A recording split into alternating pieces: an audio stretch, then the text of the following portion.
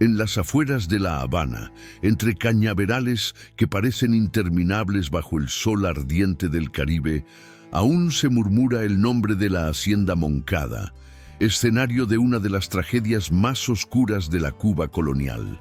Tras muros encalados y banquetes de lujo, se escondía un secreto inconfesable. El hijo del coronel Rafael Moncada había deshonrado a su propia familia al engendrar, con su madre, un hijo prohibido. Para borrar la vergüenza, el coronel no dudó en ejecutar con sus propias manos a su primogénito, convencido de que así defendería el honor de su apellido. Pero lo que nunca imaginó es que, años después, aquel niño nacido de la maldición crecería dentro de su propia casa y convertiría esa herida en arma.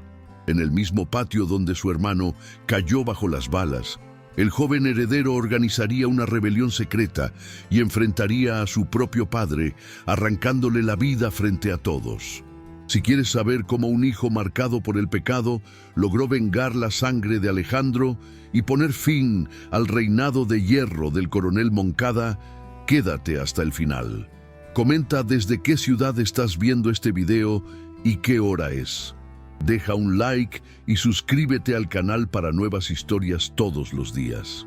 En el año de 1852, en las afueras de La Habana colonial, la hacienda de don Rafael Moncada se alzaba como un símbolo de poder y disciplina.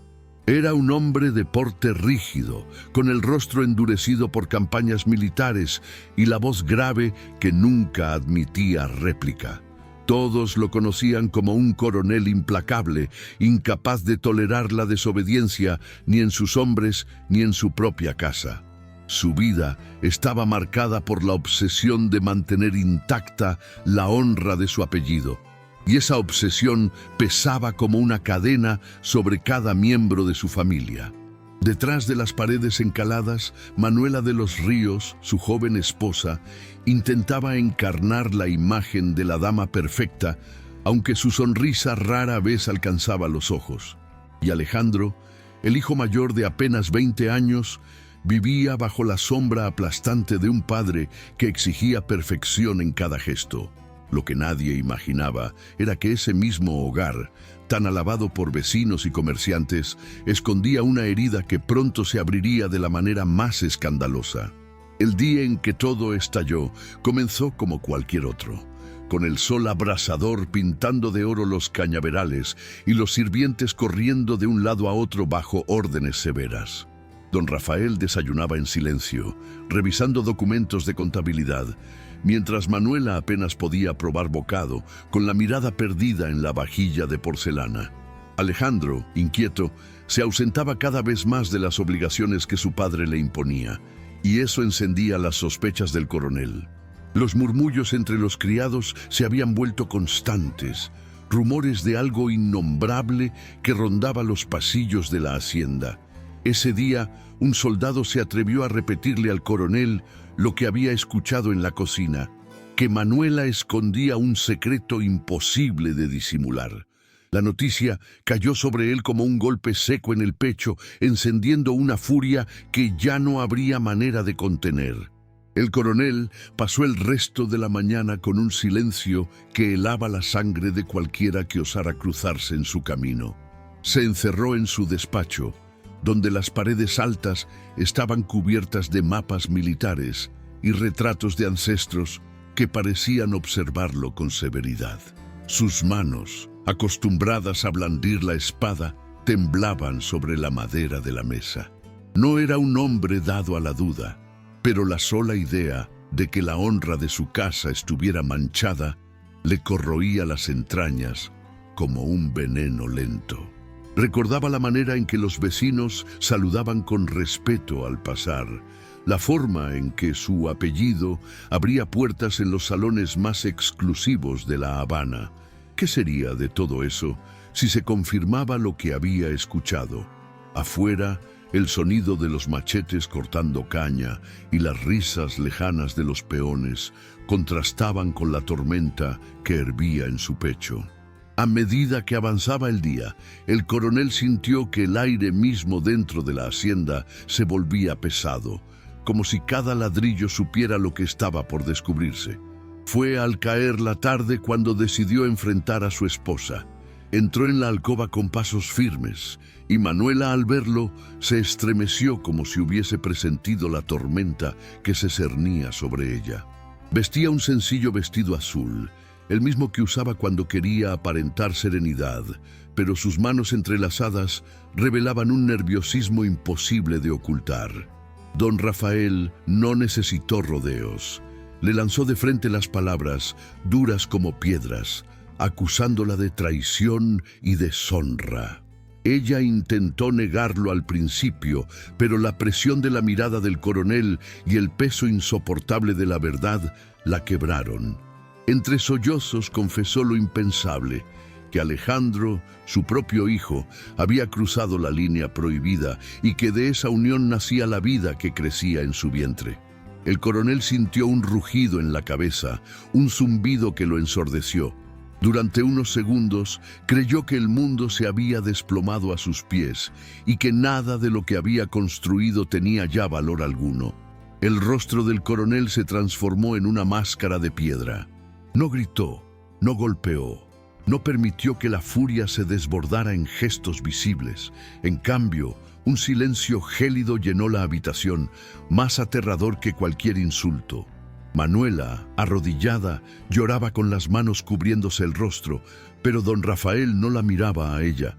Miraba hacia un punto fijo en la pared, como si allí pudiera ver a los fantasmas de sus antepasados que lo juzgaban.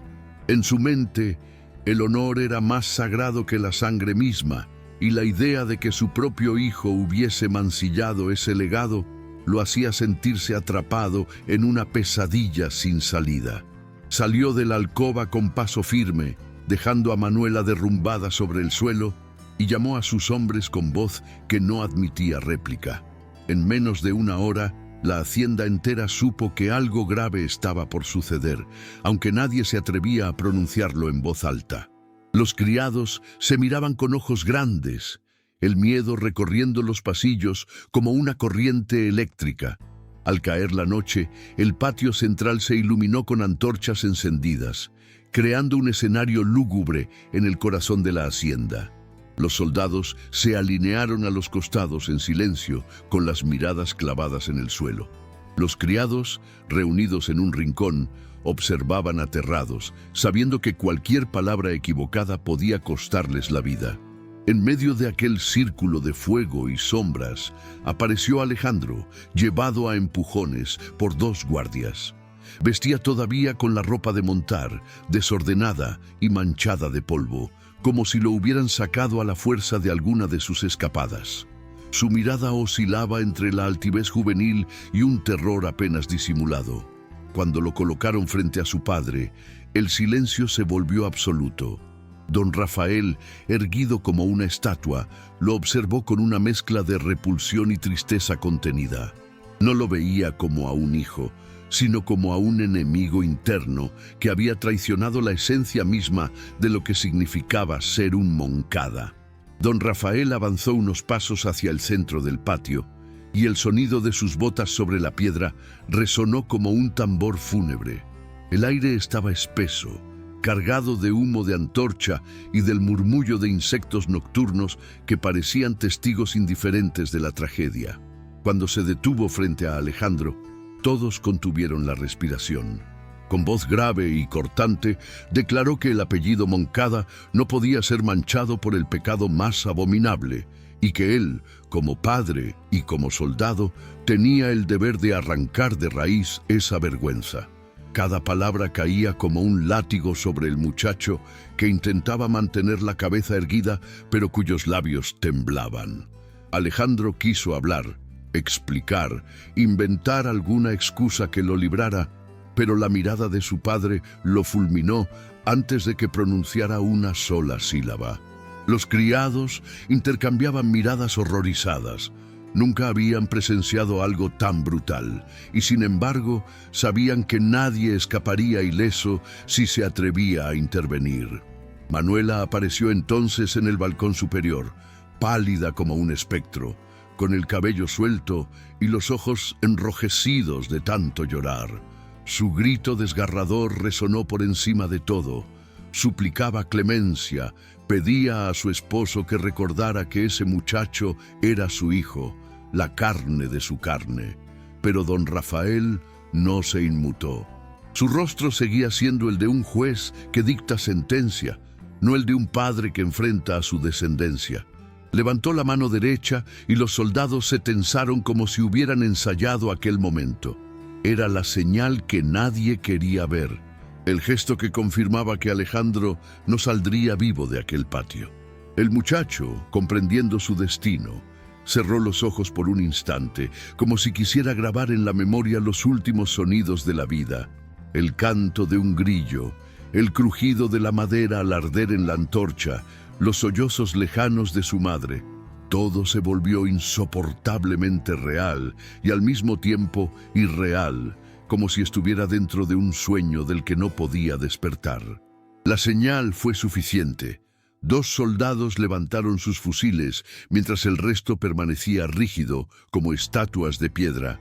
Alejandro, con los ojos abiertos de par en par, comprendió que su vida terminaba allí mismo, en el mismo patio donde había jugado de niño, donde había aprendido a montar a caballo bajo la mirada severa de su padre.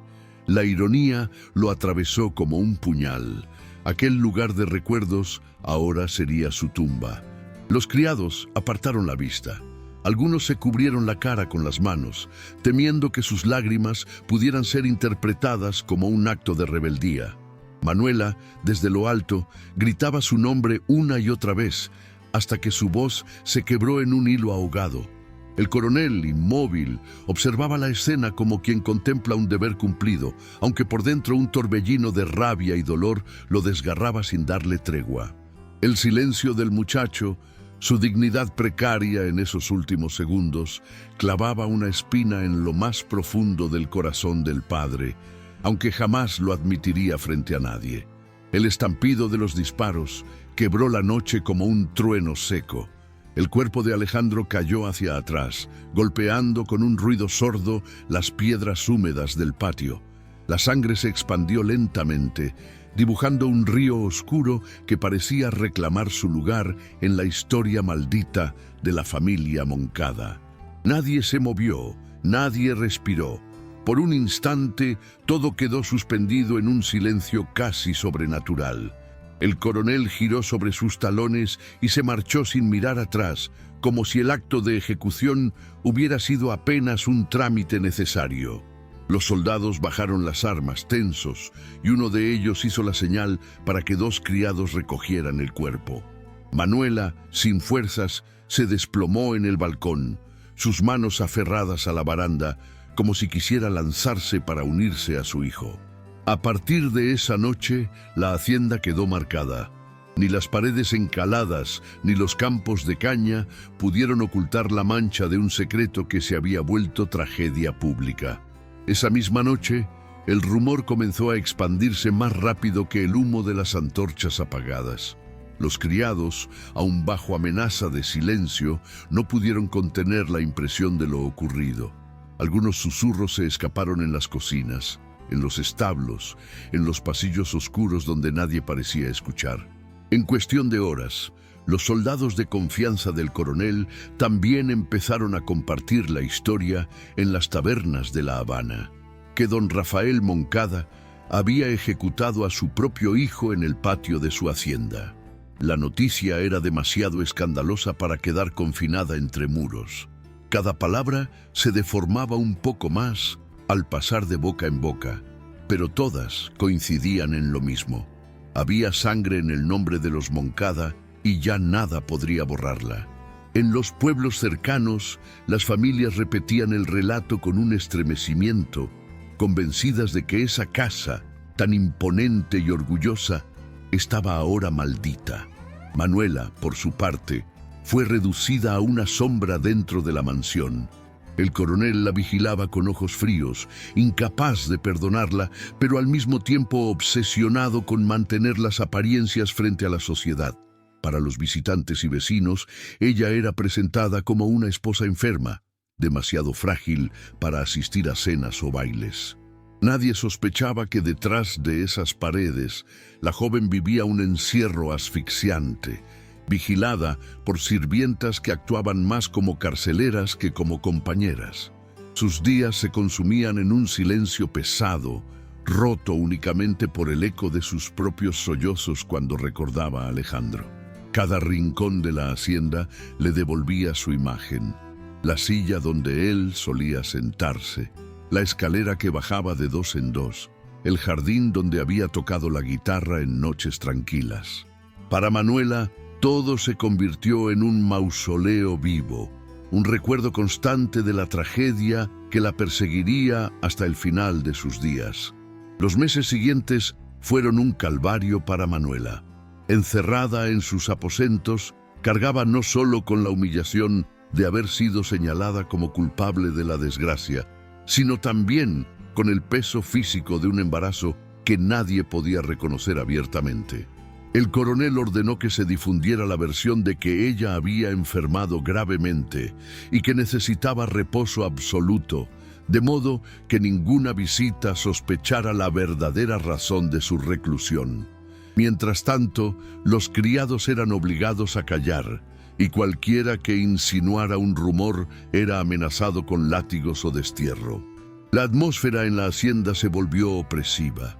Los pasillos oscuros, el crujir de las maderas y hasta el viento que entraba por las ventanas parecían cargar con el peso del secreto.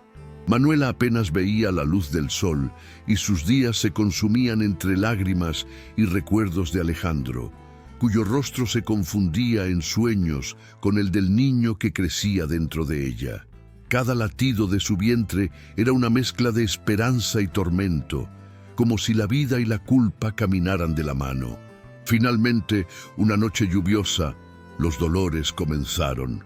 El agua golpeaba con fuerza los ventanales y el cielo parecía rugir con cada relámpago que iluminaba la hacienda.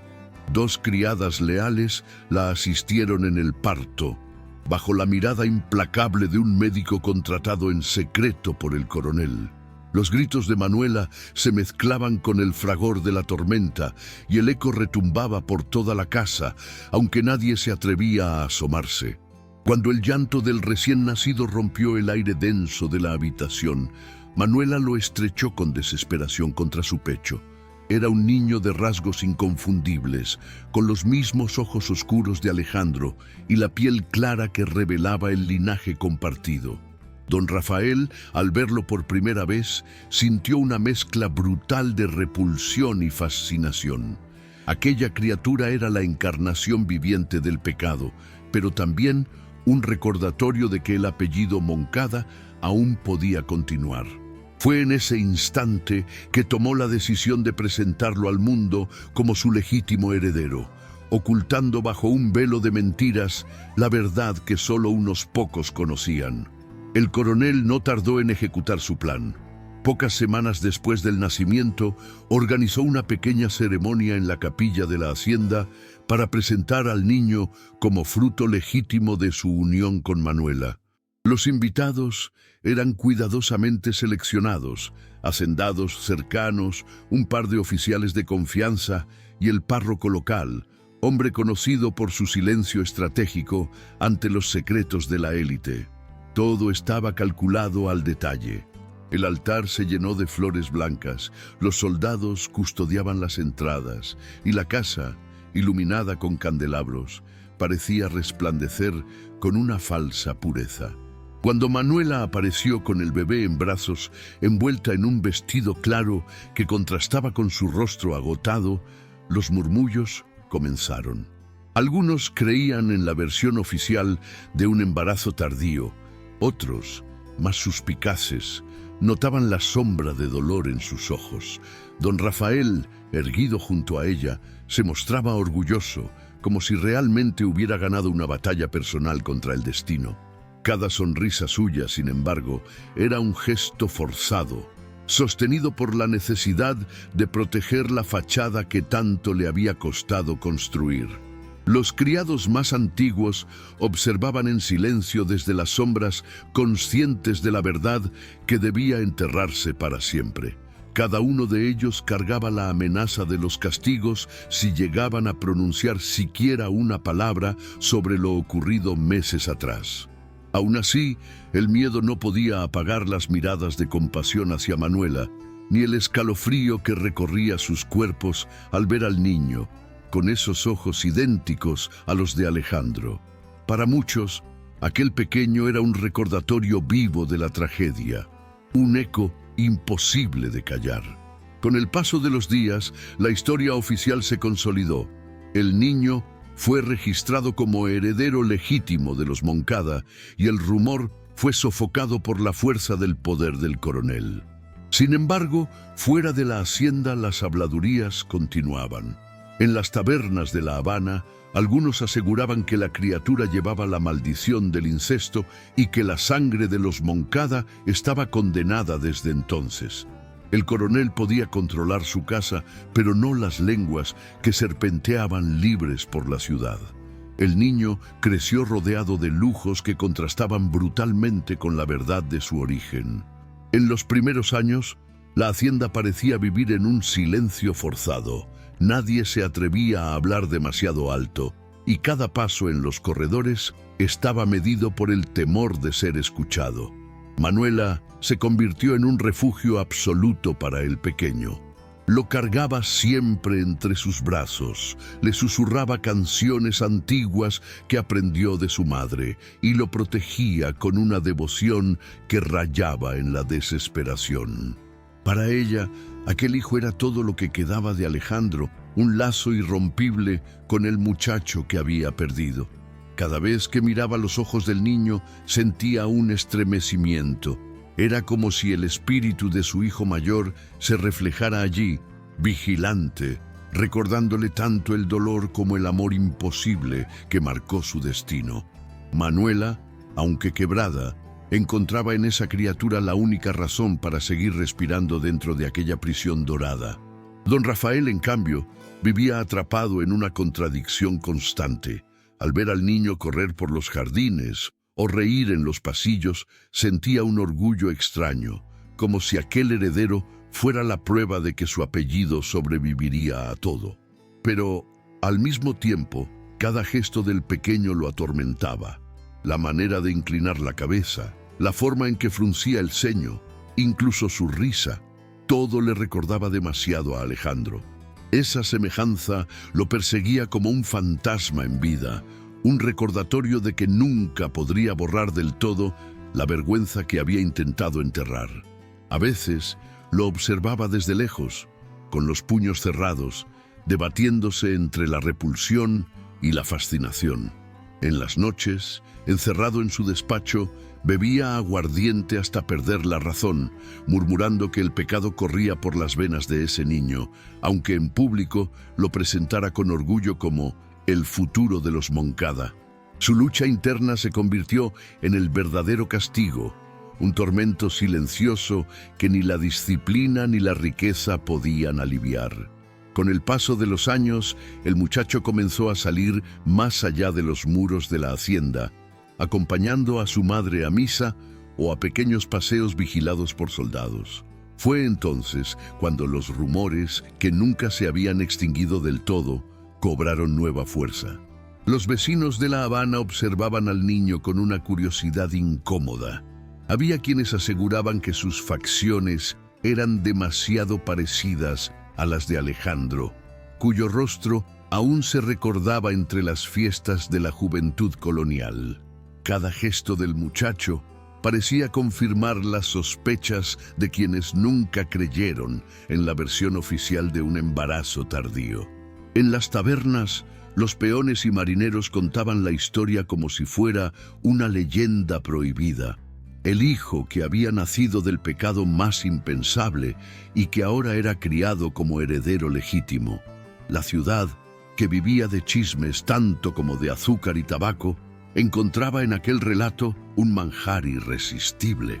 El coronel intentaba contener los comentarios con mano de hierro. Mandó a azotar a un criado que se atrevió a repetir la historia en público, y expulsó a 2 soldados por murmurar en el cuartel.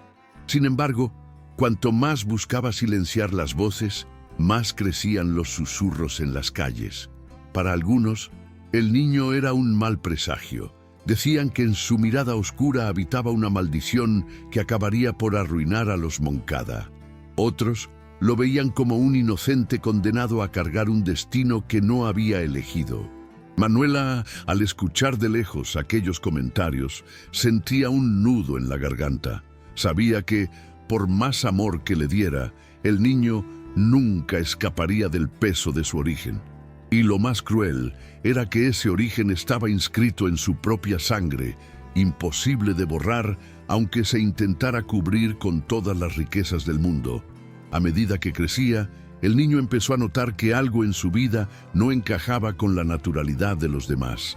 Tenía apenas 8 años cuando escuchó por primera vez a 2 criadas discutir en susurros sobre el secreto que no debía ser nombrado. No entendió del todo, pero la manera en que ambas se callaron abruptamente al notar su presencia le dejó una sensación extraña, como si él mismo fuera el motivo de aquellas palabras prohibidas. En las reuniones familiares, percibía cómo los invitados evitaban mirarlo demasiado tiempo o cómo algunas mujeres mayores lo observaban con una mezcla de lástima y recelo. Incluso en la escuela improvisada que un preceptor privado llevaba en la hacienda, sentía que los otros niños, hijos de oficiales, lo miraban distinto, como si supieran algo que él todavía no comprendía. Aquella atmósfera cargada de silencios se volvió parte de su infancia. Un rumor constante que lo seguía incluso en los juegos más inocentes. Manuela, consciente de lo que se cernía sobre su hijo, intentaba protegerlo con palabras dulces y abrazos interminables. Le decía que no escuchara a nadie, que lo único importante era que llevaba sangre Moncada y que un día heredaría todo lo que veía a su alrededor. Pero el niño, con la curiosidad natural de su edad, no podía evitar preguntarse por qué su padre lo miraba con tanto desdén en algunos momentos y con un orgullo excesivo en otros. Esa contradicción lo confundía y lo llenaba de preguntas sin respuesta. En más de una ocasión se atrevió a preguntarle a Manuela sobre Alejandro, pues había encontrado retratos antiguos escondidos en un armario. Ella, con lágrimas contenidas, solo le respondía que era un tío que ya no estaba con ellos. Esa respuesta, lejos de calmarlo, encendió en él una curiosidad que con el tiempo se convertiría en la obsesión de descubrir la verdad de quién era realmente. Don Rafael notó muy pronto que el niño comenzaba a hacer preguntas incómodas. Una tarde, mientras revisaba cuentas en su despacho, escuchó cómo su hijo lo abordaba con inocencia. «Padre, ¿por qué nunca hablamos de mi tío Alejandro?» El coronel se quedó helado, la pluma detenida en el aire, y por un instante el silencio fue tan pesado que el pequeño creyó haber dicho algo imperdonable.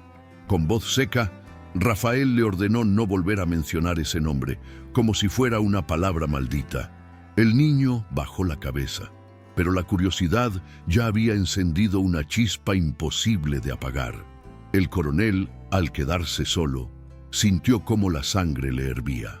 Ese niño llevaba no solo la mirada de Alejandro, sino también su mismo atrevimiento, y en ese reflejo veía repetirse la afrenta que había intentado borrar con un disparo años atrás. El despacho, lleno de mapas y símbolos de victorias pasadas, parecía cerrarse sobre él, recordándole que ni el poder ni las armas podían doblegar la verdad que latía dentro de su propia casa. A partir de entonces, Rafael comenzó a vigilar a su hijo con una mezcla de control y paranoia. Observaba cada gesto, cada palabra, temiendo que en cualquier momento el secreto se escapara de sus labios inocentes.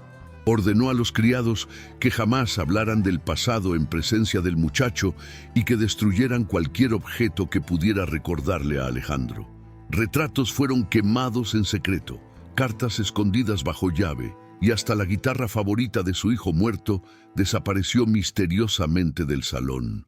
Sin embargo, lo que Rafael no comprendía era que cuanto más trataba de silenciar el pasado, más alimentaba la curiosidad del niño. Manuela lo notaba y sufría en silencio. Veía cómo el coronel endurecía su trato, cómo la ternura desaparecía para ser reemplazada por un control férreo. En su interior temía que la historia se repitiera, que un día aquel hijo también se convirtiera en víctima de la obsesión enfermiza de su padre. El descubrimiento comenzó de la forma más inesperada. Una tarde, mientras jugaba en los límites de la hacienda, el niño se acercó a los establos donde dos peones conversaban creyendo estar solos. Entre risas nerviosas y palabras entrecortadas, uno de ellos mencionó que el muchacho era hijo del pecado y que su verdadero padre había muerto a manos del coronel. El niño, escondido detrás de un muro de piedra, sintió cómo aquellas frases se clavaban en su pecho como espinas. No entendía del todo el significado, pero la mezcla de miedo y confusión lo dejó inmóvil, con la respiración entrecortada. Al regresar a casa, no dijo nada, pero esa noche no pudo dormir. Las palabras se repetían en su cabeza como un eco interminable. Hijo del pecado, muerto a manos del coronel. Era como si el suelo bajo sus pies hubiera comenzado a resquebrajarse, revelando un abismo que hasta entonces no había imaginado. Con el paso de los días, buscó más respuestas en silencio.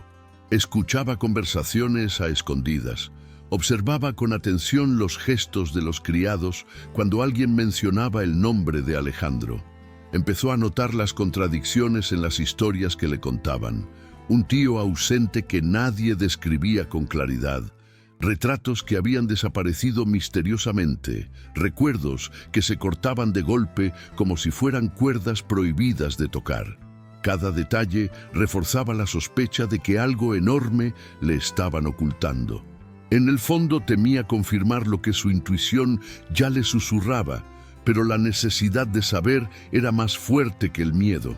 Fue entonces cuando se atrevió a preguntarle directamente a su madre en una madrugada silenciosa, mientras ella lo arropaba en la cama. «Madre, dime la verdad, ¿quién era Alejandro para mí?» Manuela, sorprendida, sintió que el aire se le escapaba de los pulmones. Sus ojos se llenaron de lágrimas antes incluso de responder.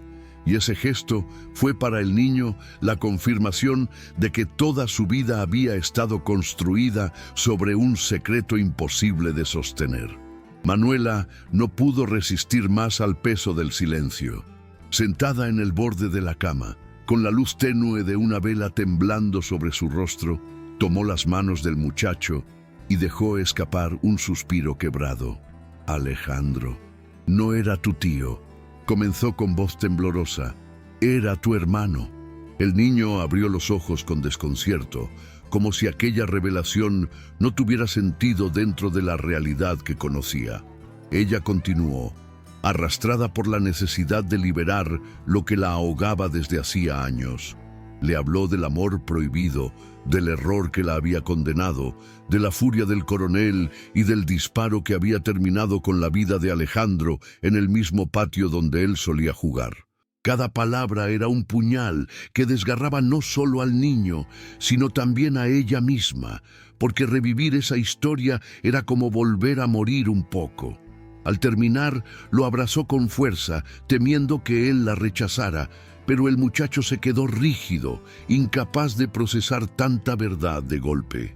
El impacto fue devastador.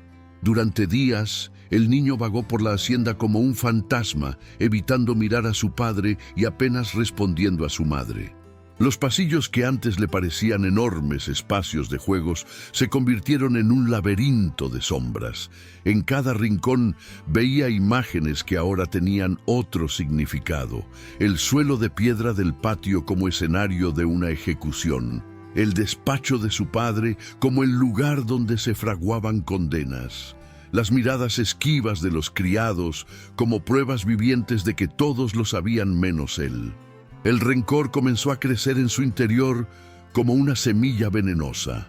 Sentía rabia hacia su padre, dolor hacia su madre y una confusión que lo consumía, pero al mismo tiempo Algo nuevo se encendía en su pecho, una determinación silenciosa, una especie de necesidad de justicia que, aunque aún no sabía cómo, empezaba a tomar forma. Por primera vez comprendía que su vida estaba marcada por una herida que no era suya, pero que tendría que cargar hasta el final. Desde el día de la confesión, la relación entre el niño y don Rafael cambió de manera irreversible. El muchacho, que antes solía buscar la aprobación de su padre, ahora lo miraba con ojos distintos. Ya no había admiración, solo una mezcla de miedo y desprecio.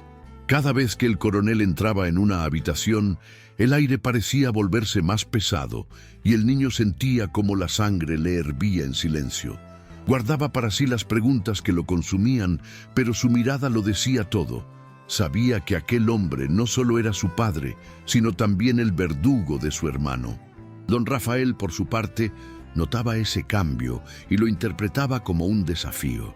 En cada gesto del niño veía reflejada la sombra de Alejandro, y ese espejo lo atormentaba. Intentaba imponer disciplina con castigos severos, órdenes estrictas y sermones interminables, pero nada lograba borrar la distancia que crecía entre ellos como una grieta imposible de cerrar. El silencio se convirtió en un campo de batalla. Durante las comidas, Manuela intentaba suavizar la tensión con palabras amables, pero los dos hombres apenas cruzaban frases cortas. Los criados percibían el ambiente enrarecido, cuchicheaban que padre e hijo parecían enemigos más que familia. En las noches, el coronel recorría los pasillos como un centinela, sospechando que el muchacho podía traicionar el secreto en cualquier momento. Mientras tanto, el niño pasaba horas escribiendo en un cuaderno escondido, plasmando preguntas, recuerdos fragmentados y sentimientos que no podía expresar en voz alta. Esa escritura clandestina se volvió su única forma de resistencia, un espacio donde podía nombrar lo innombrable. Manuela, al descubrirlo una vez, no lo delató. Al contrario, lo animó en silencio, consciente de que esa era la manera de que su hijo no se consumiera por dentro. Sin embargo, sabía que tarde o temprano esa tensión estallaría, porque ningún secreto podía sostenerse indefinidamente dentro de un hogar que ya ardía en llamas invisibles. La rebeldía comenzó de forma sutil, casi imperceptible. El muchacho empezó a desobedecer órdenes pequeñas, demoraba en presentarse cuando lo llamaban, se negaba a repetir las lecciones militares que su padre le imponía, o miraba con descaro a los soldados cuando estos intentaban reprenderlo. Don Rafael veía en esos gestos un desafío directo, una amenaza que crecía bajo su propio techo. En su mente no podía permitir que el hijo ilegítimo, aunque oficialmente fuese el heredero, se le escapara de las manos. Lo castigaba con jornadas interminables de trabajo en los cañaverales o con encierros en la biblioteca de la hacienda, donde debía copiar páginas enteras de reglamentos militares. Pero en lugar de quebrarlo, esos castigos fortalecían en el niño una resistencia silenciosa. Cada golpe de autoridad del coronel era recibido con un silencio obstinado, una mirada fija que decía más que 1000 palabras. No se doblegaría. Con el tiempo, esa rebeldía se transformó en acciones más arriesgadas.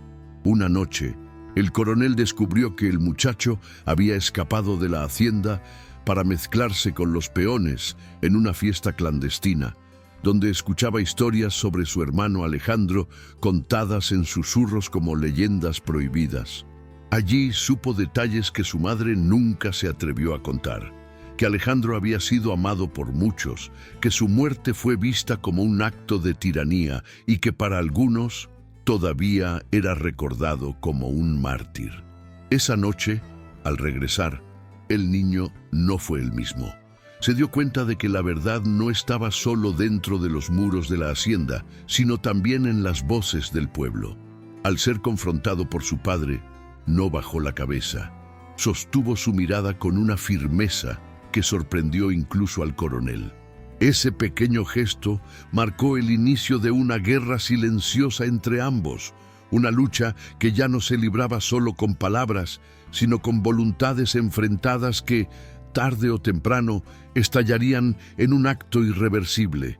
La tensión se volvió insoportable cuando el muchacho alcanzó la adolescencia.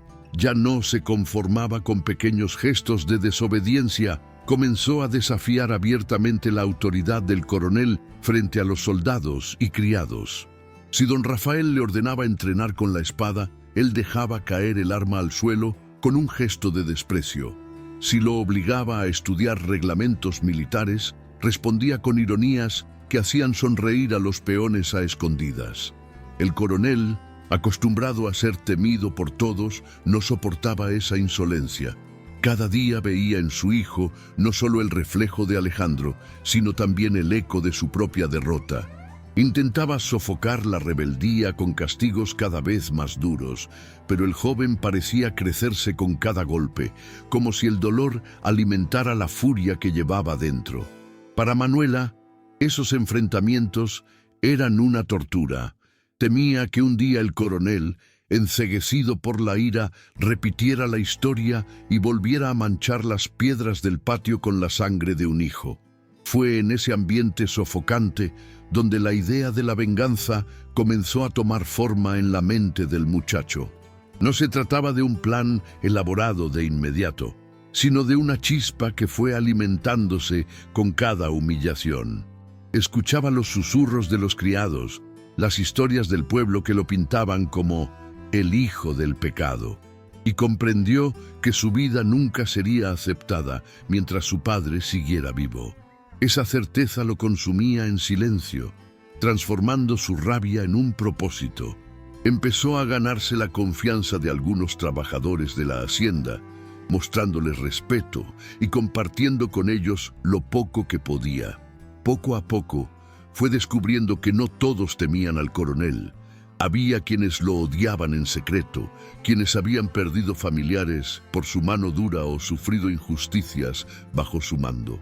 Aquellas confidencias le dieron fuerza. Ya no estaba solo. El hijo de Alejandro no solo llevaba en sus venas la marca de un secreto, también llevaba la posibilidad de convertir ese dolor en justicia. Y en su corazón, cada día más endurecido, germinaba la convicción de que el final de don Rafael Moncada debía llegar, y sería él mismo quien lo provocara. El muchacho, ya convertido en un joven de mirada firme y palabras calculadas, comenzó a acercarse con discreción a los peones y soldados que resentían la mano dura del coronel. Lo hacía sin levantar sospechas, compartiendo pequeñas muestras de solidaridad. Un pedazo de pan extra en la cocina, una conversación sincera en medio de la jornada, o incluso el simple hecho de escucharlos cuando nadie más lo hacía. Esa cercanía, inédita en un descendiente de la élite, despertó simpatía entre quienes lo rodeaban. Muchos veían en él no al hijo del pecado, como susurraban en los pueblos, sino al reflejo de una esperanza, alguien capaz de quebrar el yugo de don Rafael desde dentro. Las noches en los barracones se convirtieron en el escenario de confidencias prohibidas. Entre susurros, los peones contaban al joven las humillaciones sufridas, los castigos injustos y los abusos que habían marcado generaciones. Cada relato alimentaba aún más la determinación de vengar no solo a Alejandro, sino también a todos los que habían sufrido bajo el mando implacable del coronel. La red de complicidades se fue tejiendo lentamente como un telar invisible que cubría toda la hacienda. Un soldado degradado por el coronel se convirtió en su aliado más cercano, enseñándole a manipular armas y a organizar movimientos sin levantar sospechas. Una criada anciana que había presenciado la ejecución de Alejandro años atrás, le confiaba detalles que llenaban los vacíos de la historia, reforzando en él la certeza de que su padre era un hombre marcado por la tiranía. Incluso algunos capataces, hartos de la disciplina militar impuesta en los cañaverales, comenzaron a ofrecer su apoyo tácito. Manuela, aunque intuía los movimientos de su hijo, permanecía en silencio. Sabía que no podía detener la furia que había sembrado el propio don Rafael. Lo único que hacía era rezar en las noches, con la esperanza de que, si la venganza llegaba, al menos trajera consigo una forma de justicia y no solo otra tragedia que manchara para siempre el apellido Moncada. El plan tomó forma en una noche sin luna, cuando el joven reunió en secreto a los pocos hombres en quienes más confiaba. Bajo el techo de un establo viejo, iluminados apenas por una lámpara de aceite, hablaron en voz baja, como si temieran que las paredes mismas pudieran traicionarlos. El muchacho, con una firmeza que sorprendía a todos, les explicó que el tiempo de los susurros había terminado. «No se trata solo de mí», dijo con los ojos ardiendo. «Mi padre ha convertido esta hacienda en una prisión para todos. Nos quitó la dignidad, sembró miedo y sangre. Si seguimos callando, la historia se repetirá para nuestros hijos». Sus palabras, lejos de ser un arrebato juvenil, tenían el peso de alguien marcado por la injusticia desde la cuna.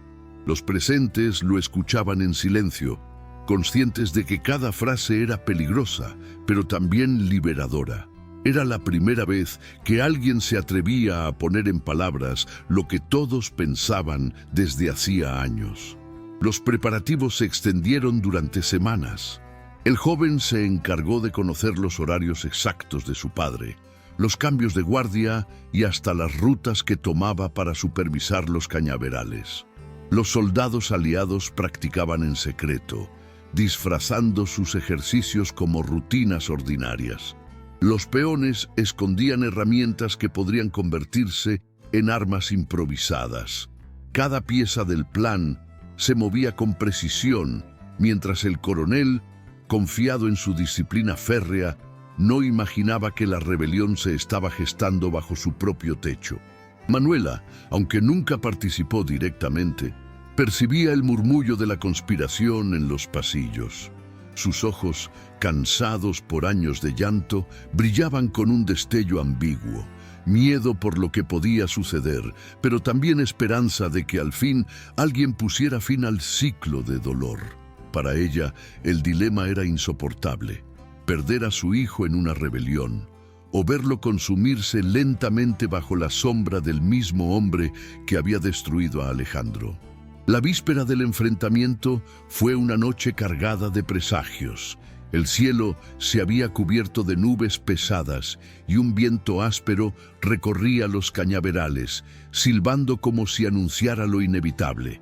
En los barracones, los hombres que habían jurado lealtad al joven permanecían despiertos, en silencio, afilando herramientas o rezando a escondidas.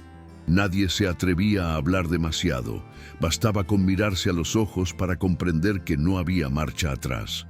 El muchacho, por su parte, caminaba sin descanso por los pasillos de la hacienda, con el corazón latiendo como un tambor de guerra. En cada rincón veía el recuerdo de Alejandro, la sombra de un hermano que nunca conoció, pero cuya muerte lo había marcado desde la cuna.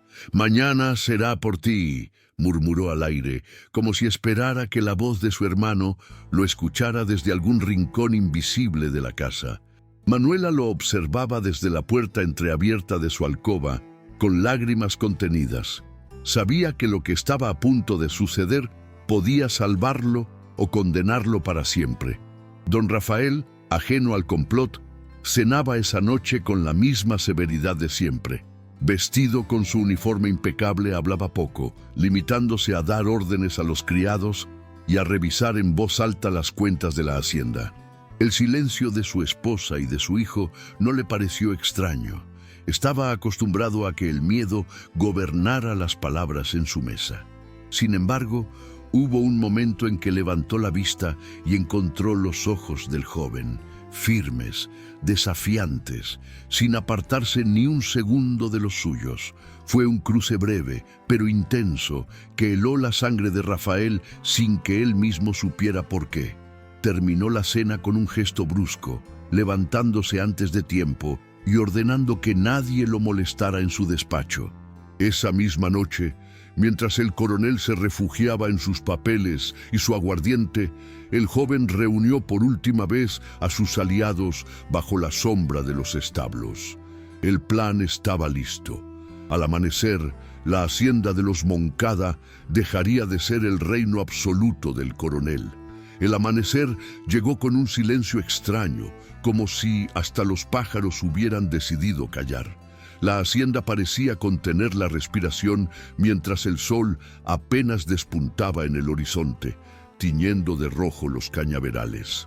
El joven, acompañado por los hombres que le eran leales, aguardaba en un rincón del patio donde todo había comenzado años atrás, el mismo suelo de piedra que había sido testigo de la muerte de Alejandro. Había elegido ese lugar deliberadamente, convencido de que la justicia debía cumplirse allí, donde la sangre de su hermano todavía parecía latir bajo las losas. Con un gesto firme, repartió las últimas instrucciones: quién debía cerrar las puertas, quién desarmar a los guardias fieles al coronel, quién mantener a raya a los criados para evitar una masacre innecesaria. Sus manos temblaban, no por miedo, sino por la conciencia de que cada decisión marcaría el destino de todos. Manuela, desde una ventana en lo alto, observaba la escena con el corazón desbordado. Veía en su hijo la sombra de Alejandro, pero también la fuerza de alguien dispuesto a romper el círculo de dolor. Don Rafael salió de su despacho poco después, con paso marcial y la mirada endurecida por años de mando absoluto. No sospechaba nada. Para él era un día más de inspección en la hacienda. Caminaba hacia el patio central cuando notó que los soldados no lo saludaban con la misma energía de siempre y que algunos criados evitaban cruzar su mirada. Fue allí, en medio de ese ambiente espeso, cuando comprendió que algo no estaba bien. Al girar la esquina del corredor principal, se encontró con su hijo esperándolo, rodeado de hombres armados que ya no ocultaban su rebeldía.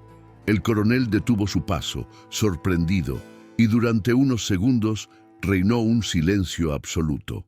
Padre e hijo se miraron frente a frente, dos voluntades irreconciliables a punto de chocar en el mismo escenario donde la tragedia había comenzado.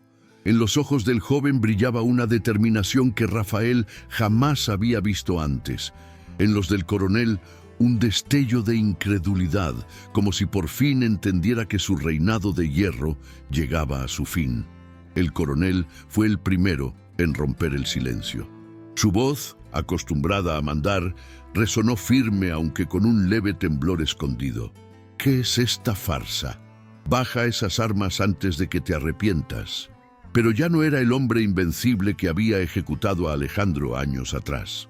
El joven, con el rostro endurecido, dio un paso al frente y respondió sin titubear. No es una farsa, padre, es la verdad que usted quiso enterrar. Hoy se acaba su reinado de miedo. Los soldados leales al muchacho levantaron sus machetes y fusiles, mientras los guardias del coronel vacilaban, incapaces de decidir si debían obedecer al viejo comandante o unirse a la rebelión. Don Rafael sacó su espada con un movimiento brusco, la misma que había blandido en tantas batallas, y avanzó con un rugido que mezclaba furia y desesperación. El joven, sin retroceder, alzó una escopeta pero no disparó. Quería que ese enfrentamiento fuese más que una ejecución, quería mirarlo a los ojos y quebrar el mito del padre indestructible. El choque fue brutal. La espada del coronel cortó el aire con fuerza, obligando al joven a esquivar con agilidad. Los hombres alrededor formaban un círculo, conteniendo la respiración, conscientes de que presenciaban el fin de una era. Cada golpe metálico resonaba en el patio como un eco de justicia retrasada. Don Rafael, aunque envejecido, luchaba con la destreza de un militar curtido, pero el joven tenía la ventaja de la juventud, de la rabia acumulada, de la certeza de que luchaba no solo por sí mismo, sino por Alejandro, por su madre y por todos los que habían sufrido bajo el yugo del coronel. Hubo un instante en que las miradas se cruzaron en medio del combate. En los ojos del padre había un destello de reconocimiento, casi de miedo. En los del hijo, una llama de venganza que ya no podía apagarse. El duelo alcanzó su clímax cuando el joven logró desarmar a su padre con un giro inesperado, haciendo que la espada cayera al suelo con un sonido seco que retumbó como un veredicto. El coronel, arrodillado y desarmado, miró a su hijo con una mezcla de rabia y resignación. El joven levantó la escopeta, pero dudó unos segundos que parecieron eternos. No era solo un ajuste de cuentas, era el momento en que decidiría si repetía la misma violencia que había destruido su vida o si lo transformaba en algo más. Finalmente, apretó el gatillo. El disparo retumbó en todo el patio y el cuerpo de don Rafael cayó pesadamente sobre las piedras manchadas de memoria, en el mismo lugar donde años atrás había caído Alejandro. Nadie gritó, nadie se movió. Solo el eco del disparo quedó flotando en el aire, como un sello de justicia inevitable. El joven permaneció de pie, con el arma en la mano, respirando agitadamente mientras sentía que por primera vez en su vida el peso del silencio se rompía. Los hombres que lo rodeaban bajaron las armas lentamente y algunos incluso hicieron una señal de respeto. Manuela apareció en el balcón, temblando, con lágrimas que mezclaban dolor y alivio. La hacienda, que durante años había sido un símbolo de disciplina y miedo, se convirtió esa mañana en un lugar distinto. Ya no estaba gobernada por el hierro de un coronel, sino por la memoria de lo que había costado liberar a una familia de su propia maldición. El joven sabía que la herida no sanaría de inmediato, que el apellido Moncada seguiría cargando con el estigma del incesto y la sangre derramada. Pero también comprendía que, al fin, la historia tenía un desenlace. Su padre ya no podía dictar sentencias, y él, aunque marcado para siempre, había recuperado algo que ni el poder ni las mentiras podían ocultar. Esa mañana, bajo el sol implacable de La Habana, la leyenda de los Moncada encontró su final, escrito con la misma sangre que había intentado ocultarse durante tantos años.